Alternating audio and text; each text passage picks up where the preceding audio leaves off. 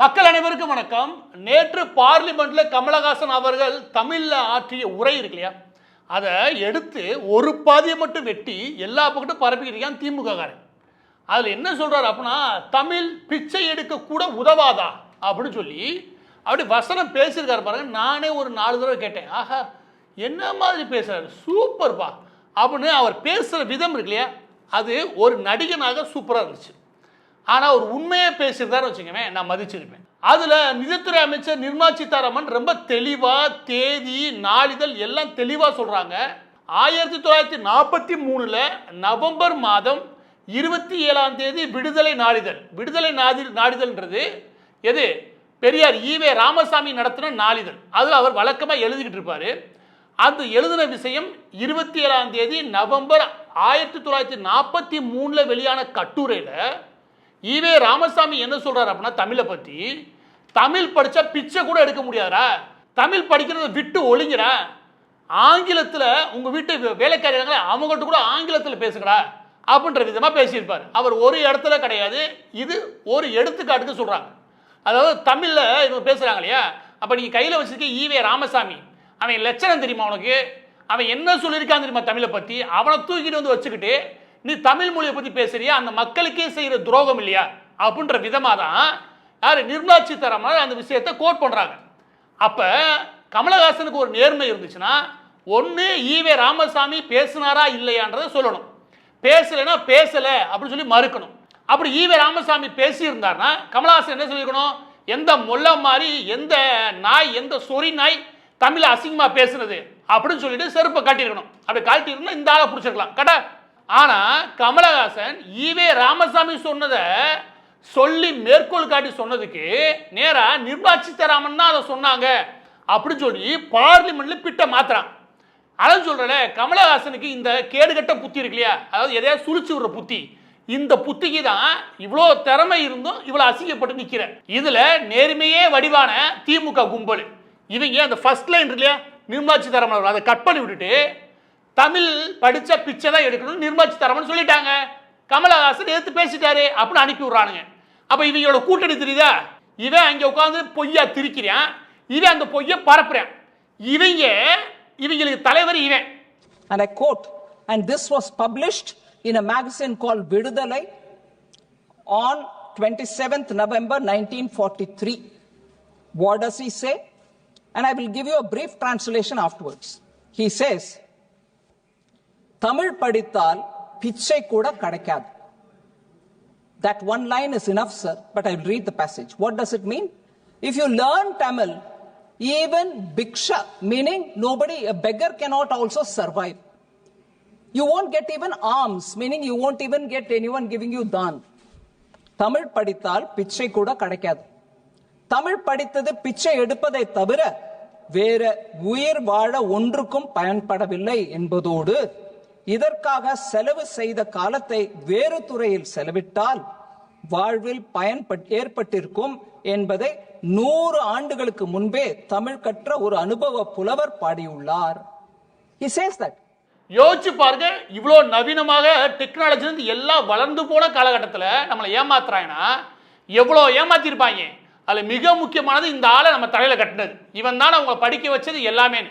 கடைசியில் இவனை தானே நீங்கள் படிக்கணும்.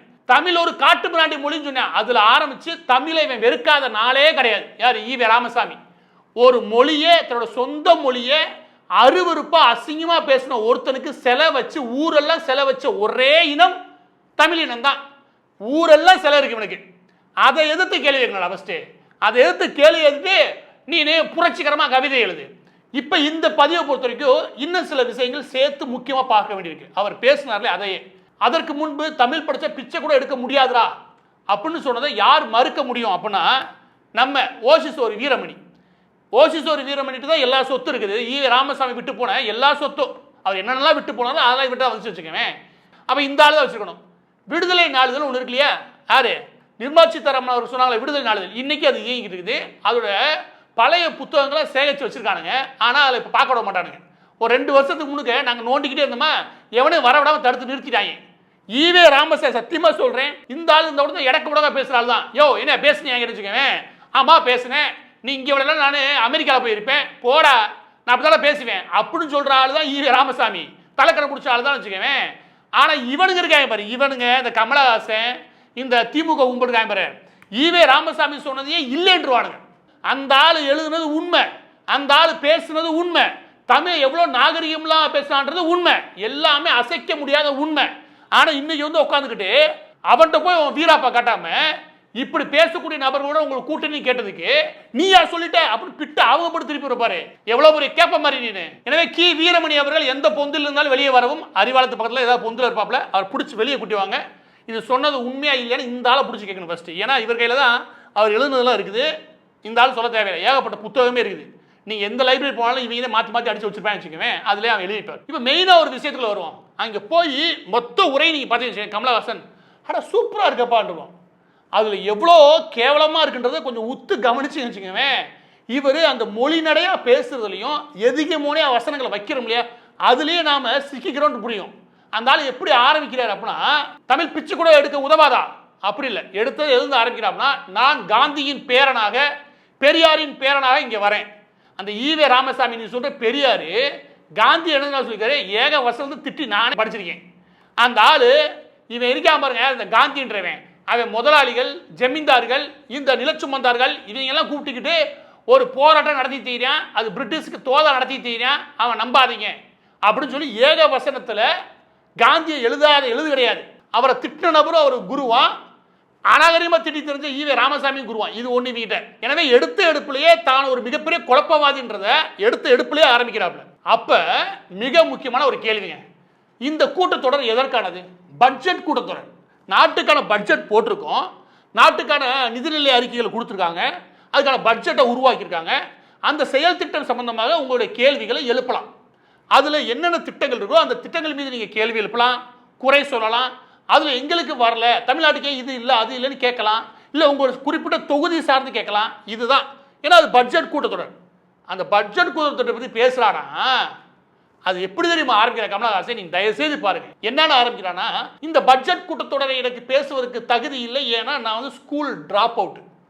நீ ஸ்கூல் படிச்சியா படிக்கலன்னு யாரும் கேட்கவே இல்லை. காமராஜர்லாம் படிச்சுட்டு வந்தாரு, யாராவது அப்படி நினைப்பாங்களா? நீங்க சொல்லுங்க, எந்த அரசியல்வாதியா நம்ம படிச்சதை பத்தி பேசிக்கிட்டு இருக்கோம்?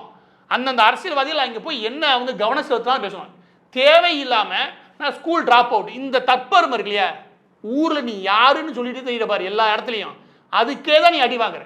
பார்லிமெண்ட்ல போய் எதுக்கு சொல்லியிருக்கேன், நான் ஸ்கூல்ல டிராப் அவுட்டு, நான் ஸ்கூல் பாதிலே என்ன நிறுத்தணுமே, அதனால எனக்கு தகுதியில் நீ நினைக்கலாம். யாராவது தகுதியில் நினைச்சிங்களாப்பா, நீ எம்பியா வந்துட்ட, உனக்கு நேரம் கொடுத்தாச்சு, பேசி தொலையண்டா. ஆனா எனக்கு தகுதி இருக்கு, இந்த வந்துட்டானா, எனக்கு அண்ணா சொல்லி கொடுத்துருக்காரு எப்படி பேசணும்னு, பெரியார் சொல்லி கொடுத்துருக்காரு, காந்தி சொல்லி கொடுத்துருக்காரு. டேய் கடைசி வரைக்கும் நீ பட்ஜெட்டுக்கு வர மாட்டியா, பட்ஜெட்டை படிச்சுட்டு வரலன்னு சொல்லி நாளைக்கு படிச்சுட்டு வந்து கூட கேள்வி கேட்கறா, ஆனா ஆவியே வாங்காதரா அப்படின்னு தோணுச்சு. ஏன்டா 10 நிமிஷம் கொடுத்துருக்கானுங்க, அதுல அழகா ஒரு 4 கேள்வி கேட்கலாம், அதை விட்டுட்டு இதுவாடா கேட்டானுங்க. எனவே இதையெல்லாம் நான் எவனும் பேசவே இல்லை. உன்னை ராஜ்யசபா எம்பியா மாத்தி உனக்கு பிச்சை போட்டு அனுப்புனது யாரு? நீயே பிச்சை எடுத்துட்டு தான் தெரியல, மக்களுக்கே தெரியாது. யார்கிட்ட பிச்சை எடுத்து போன?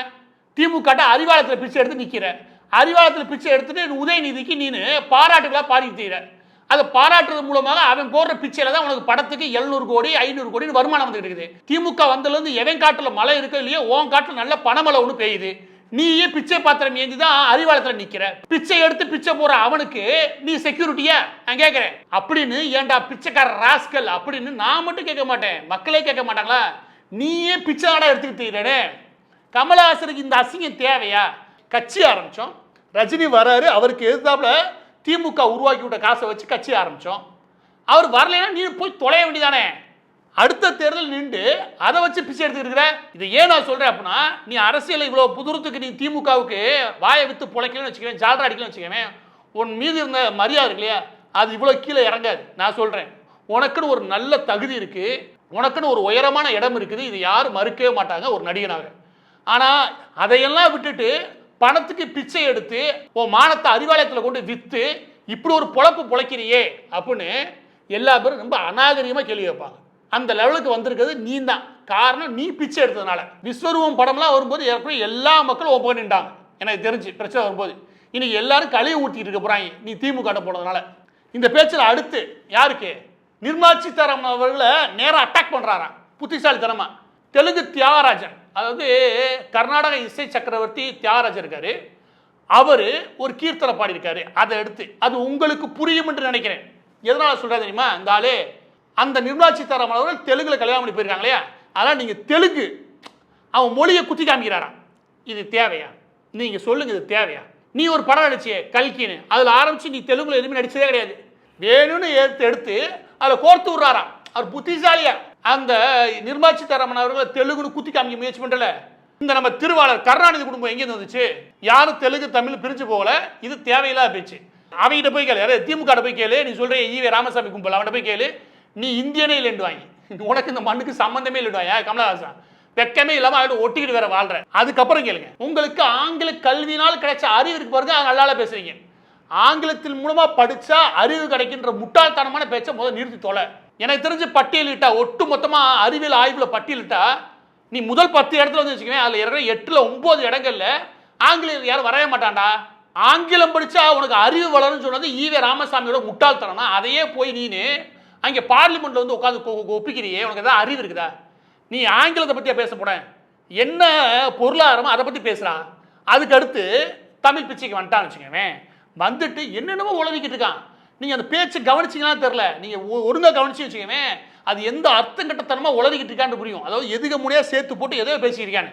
தமிழ் பிச்சை எடுக்க கூட உதவாது அப்படின்னு பார்ப்பேன். நீ கவனிச்சு வச்சுக்கவேன், ஏன்னா ஆண் பார்க்குற அங்கே போய் நடிச்சுக்கிட்டு இருக்கான். அதான் உண்மை, ஸ்கிரிப்ட் எழுதி வச்சு அதை படிச்சிருக்கான்னு வச்சுக்கவேன் அப்படின்றான். அவங்க அப்படி சொல்லவே இல்லைடா அப்படின்னு இவனே சொல்லிக்கிட்டான். சொல்லிட்டு எங்கள் தமிழ் பிச்சை எடுக்க உதவாது, திருடவும் உதவாது. யாரை வச்சுக்கிட்டு? திமுக காரனை வச்சுக்கிட்டு. எங்க ஊர்ல வந்து சொல்லு பார்ப்போம், தமிழ் திருட உதவாதுன்னு. ஒரு குடும்பம்டா 40 வருஷம் எந்த பிரச்சனையாலும் தமிழ் திருப்பி விட்டு ஒட்டுமொத்த மாநிலத்தை திருடி இருக்கானுங்க. அவன் திருடவே இல்லைன்னு சொல்லி பார்ப்போம். தமிழை வச்சு மட்டுமே திருடி இருக்கானுங்க. அவன் திருடின காசுல தான் நீ பொழைக்கிற, அதாவது பிச்சை எடுத்து பொழைக்கிற. அப்ப திருடுறான் தமிழை வச்சு, அவன்கிட்ட பிச்சை எடுத்து தின்ற நீனே போய் தமிழை பத்தி பேசி திருட முடியாது அப்படி எங்களை முட்டாளாக்க முயற்சி பண்ற. அதுக்கடுத்து கமலஹாசன் சொன்னது எனக்கு சுத்தமா புரியவே இல்லை. இந்த இடத்துலலாம் நான் சொல்றான், தமிழன் பிச்சை எடுக்க மாட்டான், கமலஹாசன் ஓட்டை விற்க மாட்டான். டேய், பட்ஜெட் கொடுத்தவர்ல என்னதாடா பேசிக்கிட்டு இருக்க? நீ பேசுறதை பார்த்தாலே காண்டாகுதுடா. நீ வசனம் நல்லா பேச, நானே ஒரு 2 தடவை பார்த்துட்டேன். அதாவது அர்த்தம் இருக்கான்னு பார்த்தா ஒரு அர்த்தம் இல்லைங்க. தமிழன் பிச்சை எடுக்க மாட்டான், கமலஹாசன் ஓட்டை விற்க மாட்டான். உன்னை யாரா ஓட்டை விற்க சொல்லி கேட்டா, நீனே தான் வித்துட்டியே. உன்னையே வித்ததுக்கு அப்புறம் ஓட்டத்துக்கு விற்கிற நீனு. இப்போ எதுக்கு அதை பத்தி பேசிக்கிறீங்க? அது எதுக்கு மூலம் வருதுல? பிச்சை எடுக்க மாட்டான், ஓட்டை விற்க மாட்டான், அப்படி சேர்த்து விடு. திரும்ப சொல்றேன், அந்த ஆளு பேசுறதை நீ கவனிக்கல. கடைசியா சாபம் விடுகிறேன், ஆனா சாபத்தில் எனக்கு நம்பிக்கை கிடையாது. குழப்பிட்டான், அழைக்க போல அது குழப்பினா வச்சுக்கவேன். சாபம் விடுகிறேன், எடுத்துக்கொள்ளுங்கள், வந்தீர் வென்றீர் சென்றீர். இது வந்து மதன் அவர்கள் எழுதின புத்தகம். ஆமா, அதுக்கு என்ன இப்ப ஏதோ ஒன்று எழுது, வந்தீர் வென்றீர் சென்றீர். சரி, இது உலக நீதி. சரி, கடைசியா தெய்வங்களை வேண்டிக் கொள்ளீர். எதுக்கு கேளுங்க? எதுக்குன்னா, உன்வினை உன்னை சுடும், ஓட்டப்பம் வீட்டை சுடும். இந்த ஓட்டப்பம் வீட்டை சுடும் இல்லையா, அது வந்து பட்டினத்தார் நினைக்கிறேன். அவரை வந்து வரலாற்றில் அவர் வந்து வீட்டுக்கு கூப்பிட்டுருப்பாங்க, அதில் ஒரு அப்பம் கொடுப்பாங்க, அதில் விஷம் கொடுத்துருப்பாங்க. அந்த அப்பத்தை அந்த வீட்டு மேலே எரிஞ்சிட்டு போயிடுவார். ஏன் அப்படின்னா, அந்த குடும்பம் வந்து பொருள் சேர்த்துருக்கும், அந்த பொருள் தப்பான வழியில் சேர்க்கப்பட்ட பொருள்.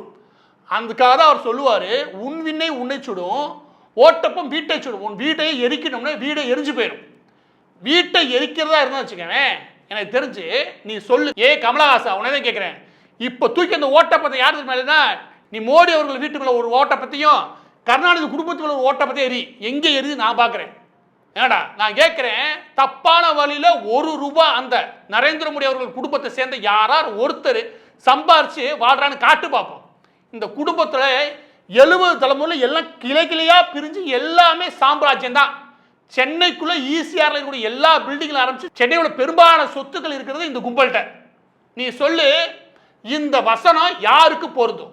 கமலஹாசா உடனே கேட்கிறேன், இந்த வசனம் யாருக்கு பொருந்தும்? ஓட்டப்பம் வீட்டை சுடுன்ற வசனமும் உன்வினை உன்னை சுடுன்ற வசனமும் யாருக்கு பொருந்தும்? இந்த கும்பலுக்கு தான் பொருந்தும். நீ போய் சேர்ந்திருக்கியே, அந்த கும்பலுக்கு தான் 100% பொருந்தும். அங்கே உட்கார்ந்துக்கிட்டு ஊருக்கு நீ வசனம் பேசுற பாரு, உன்னை விட ஒரு நடிகன், மிகச்சிறந்த நடிகன் எவனுமே கிடையாதா? திரையில கிடையாது, இங்கே நல்லாவே நடிக்கிற. நீ நடிக்கிறதுக்கு 4 வருஷமா தீனி போட்டிருக்கானுங்க, வாங்கி சாப்பிட்டு ஒரு ஓரமா உட்காரு, அறிவாலயத்தில் 4 சீட்டை தூக்கி போடுவானுங்க, ஒரு 30-40 கோடி தூக்கி போடுவாங்க எலெக்ஷனுக்கு. அதையும் வாங்கிட்டு போய் கவ்விக்கிட்டு போய் ஒரு ஓரமா உட்காரு. நீயே பிச்சை எடுக்கிற, திரும்ப சொல்ல, நீயே பிச்சை எடுக்கிற. பிச்சையை பற்றிலாம் நீ பேசாத. அப்படி பேசுறா இருந்தா இதை பேசினா பாரு ஈவே ராமசாமி, அவனை என்னன்னு கேளு.